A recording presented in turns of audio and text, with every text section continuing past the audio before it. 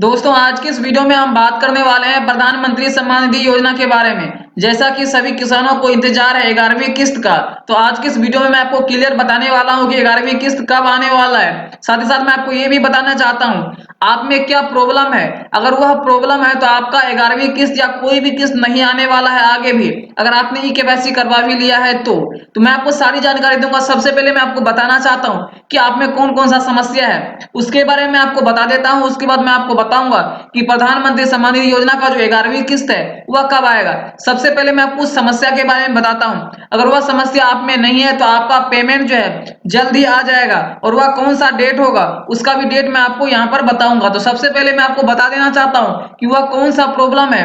अगर आप में वह प्रॉब्लम हो जाए तो आपको जो है उसे कैसे सुधरवाना है और किस तरह का वह प्रॉब्लम है। चलिए हम यहाँ से जो है न्यू टैब ओपन कर लेते हैं। यहाँ पर हमें लिखना है pmkisan.gov.in। चलिए हम यहाँ पर लिख देंगे पीएम किसान। वैसे जो है यहाँ पर मेरा लिखा हुआ है पहले से pmkisan.gov.in, कुछ इस तरह से आपको लिख देना है। लिखने के बाद जो है यहाँ पर आपके सामने जो है पीएम किसान का वेबसाइट ओपन हो जाएगा। यहाँ पर आप देख सकते हैं सर्च रिजल्ट में आ जाएगा।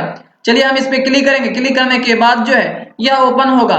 हमारे सामने जो इंटरफेस शो हुआ है, यहाँ पर हमें क्या करना है, हमें जो है नीचे स्क्रॉल करना है। स्क्रॉल करने के बाद जो है जो भी डिटेल आपको जानना है, बेनिफिशियरी की स्टेटस के अंदर ही डिटेल वह रहता है। बहुत सारे लोग जानते हैं हमारा पहला भी पेमेंट आया हुआ था, यहाँ से आप अपना स्टेटस भी चेक करेंगे, बहुत सारा कुछ लिखा हुआ रहता है। लेकिन मेन चीज उसमें कौन सा रीजन रहता है जिसमें आपका पेमेंट नहीं भी आएगा, आज मैं वो रीजन बताऊंगा। चलिए हम बेनिफिशियरी स्टेटस पे हम क्लिक कर देंगे। क्लिक करने के बाद हम आपको सारी जानकारी देंगे। यहाँ पर आपको क्या करना है, दो ऑप्शन दिया हुआ है। फिलहाल मैं आपको बताना चाहता हूँ कि यहाँ पर अकाउंट नंबर से आपका डिटेल नहीं निकलेगा। यहाँ पर आपको अपना आधार नंबर डालना है। उसके बाद गेट डाटा का जो ऑप्शन है इस पे आपको क्लिक कर देना है। तो फ्रेंड्स गेट डाटा पर क्लिक करने के बाद जो है हमारे सामने सारा डिटेल आ चुका है। यहाँ से हमने अपने डिटेल को जो है ब्लर कर दिया है। चलिए हम कुछ नीचे स्क्रॉल करेंगे। स्क्रॉल करने के बाद हम आपको सारी जानकारी देते हैं। यहाँ पर आपको जो जानकारी मैं दूंगा वह मैं रियल दूंगा। तो सबसे पहले मैं आपको बताना चाहता हूँ कि यहाँ पर थोड़ा और मैं स्क्रॉल कर लेता हूँ। स्क्रॉल करने के बाद जो है हमारा जो पेमेंट आने वाला है, यहाँ पर आप देख सकते हैं अभी लिखा हुआ है RFT signed by state for 9th instalment, कुछ इस तरह से लिखा हुआ है। अगर आप में भी इसमें कुछ लिख कर आ रहा है या आगे कुछ भी लिख के आ रहा है तो यहाँ पर जो है आपका पेमेंट आने वाला है। लेकिन मैं आपको एक चीज़ और बताना चाहता हूँ, यहाँ पर आपका जो है इन सभी चीज़ में सुधार होना चाहिए। अगर नहीं है तो आपका पेमेंट नहीं आएगा। जैसा कि मैं आपको डिटेल में बताना चाहता हूँ, यहाँ पर जो लिखा हुआ है, यहाँ पर जो कुछ भी डिटेल है, अकाउंट नंबर जो लिखा हुआ है और यहाँ पर ना लिखा हुआ है, ना का मतलब है अब की बार जो है पेमेंट जो आने वाला है अकाउंट नंबर के माध्यम से नहीं आने वाला है। पेमेंट तो आपके अकाउंट में ही आएगा लेकिन अकाउंट नंबर के माध्यम से नहीं आएगा। पेमेंट आएगा किसके माध्यम से मैं आपको बताना चाहता हूँ। पेमेंट जो आएगा आपके आधार कार्ड के माध्यम से आएगा। यहाँ पर आप देख सकते हैं पेमेंट मोड में लिखा हुआ है आधार, कुछ इस तरह से। दूसरी बात PFMS रिस्पॉन्स डेट यहाँ पर लिखा हुआ है, इसमें कोई दूसरा चीज़ नहीं लिखा हुआ होना चाहिए, डेट लिखा हुआ होना चाहिए, कोई दिक्कत नहीं है। और यहाँ पर मैं आपको बताना चाहूँ अगर डेट लिखा हुआ है तो कोई दिक्कत नहीं है। दूसरी बात मैं आपको बताना चाहता हूँ, यहाँ पर जो है आप देख सकते हैं यहाँ पर क्या लिखा हुआ है 16/3/2022 को जो है फिर रिस्पॉन्स किया गया। मतलब जो है रिस्पॉन्स डेट का मतलब ये होता है कि फिर से आपकी डिटेल को चेक किया जाता है कहीं गलत तो नहीं है। यहाँ पर वही डिटेल शो करता है। अगर यहाँ पर कुछ भी लिख कर आता है, कोई गलत चीज़ लिख के आता है तो यहाँ पर आपका पेमेंट में कुछ प्रॉब्लम हो सकता है। दूसरी बात मैं आपको बताना चाहता हूँ, पेमेंट जो है आधार का जो ऑप्शन दिया हुआ है इसका मतलब है आपके पेमेंट, आपका जो भी पेमेंट है आपके अकाउंट में ही आएगा लेकिन आधार कार्ड के नंबर से आएगा। जहां पेमेंट भेजा जाएगा मतलब सरकार आपके अकाउंट में पेमेंट भेजेगा लेकिन वह आधार कार्ड के माध्यम से भेजेगा। वहां आपका आधार नंबर डालेगा और आधार नंबर डालने के बाद आपका पेमेंट भेजा जाएगा। यहाँ पर मैं आपको बताना चाहता हूँ आपका जो आधार नंबर है, आधार कार्ड जो भी है आपके जिस भी बैंक अकाउंट में लिंक होगा उसी बैंक अकाउंट में पैसा जाएगा। यहाँ पर आप स्पष्ट रूप से समझ चुके हैं।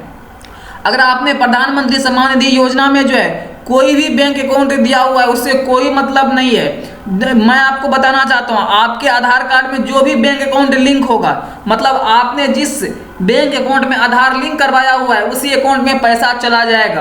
क्योंकि हम सरकार जो होता है वो आपके आधार कार्ड नंबर पर पैसा भेजेगा और आधार कार्ड नंबर जिस बैंक अकाउंट में जुड़ा हुआ होगा उस बैंक अकाउंट में पैसा चला जाएगा। यहाँ पर मैं ये चीज क्लियर कर चुका हूँ। चलिए अब हम जो है यहाँ से कुछ नहीं करेंगे, इसे हम कट कर देते हैं। कट करने के बाद जो है यहाँ से हम आपको सारी जानकारी दे देते हैं कि पेमेंट कब आने वाला है। दोस्तों जैसा कि आप लोग देख सकते हैं, पीएम किसान सम्मान निधि 11वीं किस्त इस दिन से आ सकती है। अगर स्टेटस में लिखा है ऐसा तो पक्का आएगा पैसा। अगर आपके स्टेटस में लिखा हुआ होगा, कौन सा चीज लिखा हुआ होगा मैं वो भी आपको क्लियर करने वाला हूँ। दो चार चीज और लिखा हुआ होता है। सबसे पहले मैंने आपको बताया हुआ था, जब मैंने आधार कार्ड डालकर जो है गेट डाटा पर क्लिक किया था तो वहां पर RFT साइनेड बाय लिखा हुआ था, और उस जगह क्या क्या चीज लिखा हुआ होता है उसके बारे में भी बताऊंगा। लेकिन पैसा कब आएगा वो चीज मैं आपको बताता हूँ।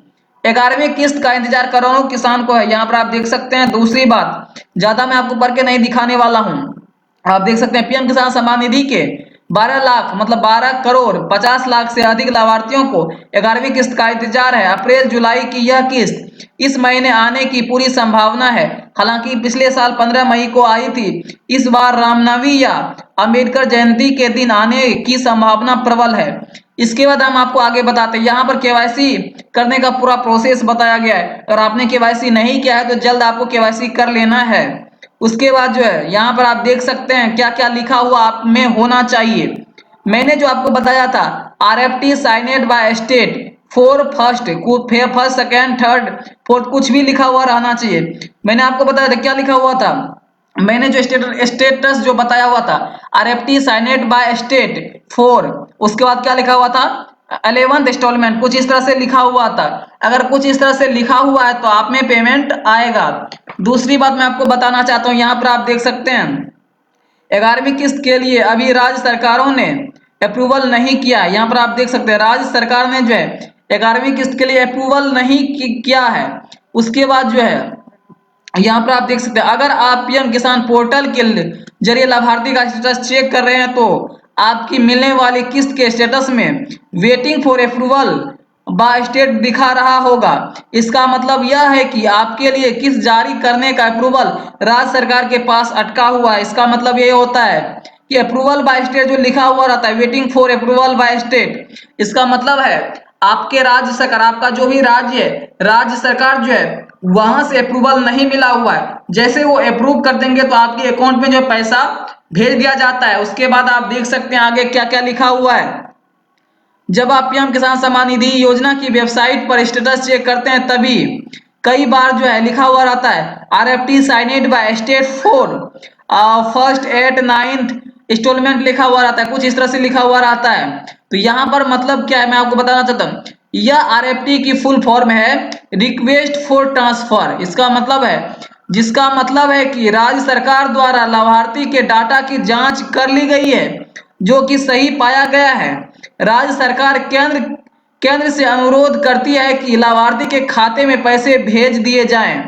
यहाँ पर जो है राज्य सरकार केंद्र सरकार को कहती है। यहाँ पर मैं आपको बताना चाहता हूँ वेटिंग फॉर, यहाँ पर जो लिखा हुआ रहता है यहाँ पर जो है सबसे पहले आप में लिखा होगा वेटिंग फॉर अप्रूवल। जब यहाँ पर वेटिंग फॉर अप्रूवल, इसका मतलब यह होता है कि राज्य सरकार जो होता है, आपका जो भी स्टेट का सरकार होता है, वह पेमेंट को जो है अप्रूव नहीं किया है। वो जैसे अप्रूव कर देंगे तब आप में लिखा रहेगा RFT साइनेड बाय स्टेट, उसके बाद 11th इंस्टॉलमेंट, कुछ इस तरह से लिखा रहेगा। मतलब राज्य सरकार जब अप्रूव कर देगी तो राज्य सरकार ने जो है केंद्र सरकार को जो है यहाँ पर रिक्वेस्ट सेंड करती है पैसा ट्रांसफर करने के लिए। उसके बाद जो है वहां से जो है सारा काम होता है। उसके बाद जो है जब केंद्र सरकार आपका जो है सारा काम कर देंगे तब आप में लिखा होगा FTO is generate and payment confirmation is pending. यहाँ पर आप देख सकते हैं यदि आपको FTO is generate and payment confirmation is pending लिखा हुआ दिख रहा है तो इसका मतलब है कि फंड ट्रांसफर की प्रक्रिया शुरू हो गई है। ये किस्त कुछ ही दिनों में आपके बैंक खाते में सफर हो जाएगी। FTO यहाँ पर आप देख सकते हैं पेमेंट का मतलब होता है वेटिंग फॉर अप्रूवल। इसका मतलब होता है राज्य सरकार ने आपका अप्रूव नहीं किया है। जब राज्य सरकार अप्रूव कर देता है तो RFT साइनेड बाय लिखता है या जो है केंद्र सरकार को डिटेल भेजता है। जब केंद्र सरकार अप्रूव कर देता है तो यहाँ पर FTO लिख के आ जाता है FTO is generate payment confirmation is pending. ये जैसे लिख कर आ जाता है तो 2 या 4 या 5 दिन के अंदर जो है आपके बैंक खाते में वह पेमेंट आ जाता है। दोस्तों जैसा कि हमने आपको सारी जानकारी इस वीडियो में दे दी है, मैं आपको एक चीज और बताना चाहता हूँ। जिस बैंक अकाउंट में आपका आधार कार्ड जुड़ा हुआ है उस बैंक अकाउंट को जाकर चेक करवाना है, कहीं उसमें केवाईसी तो नहीं लगा हुआ है। अगर केवाईसी लगा हुआ होगा तो उसमें पेमेंट नहीं आएगा। मैं आपको बता देना चाहता हूं, आपको सारा काम जो है सही से करवा लेना है, सब कुछ सही से चेक कर लेना है। अगर सब कुछ सही मिल जाता है तो आपके बैंक अकाउंट में जो है 100% पेमेंट आ जाएगा। लेकिन पेमेंट किस माध्यम से आएगा? आधार कार्ड के माध्यम से आएगा। इस वीडियो में अगर आपको कंप्लीट जानकारी मिल गई है तो इस वीडियो को आप लोग अधिक से अधिक अपने फ्रेंड्स के साथ शेयर कर दीजिए। फिर मिलते हैं अगले वीडियो में, तब तक के लिए धन्यवाद।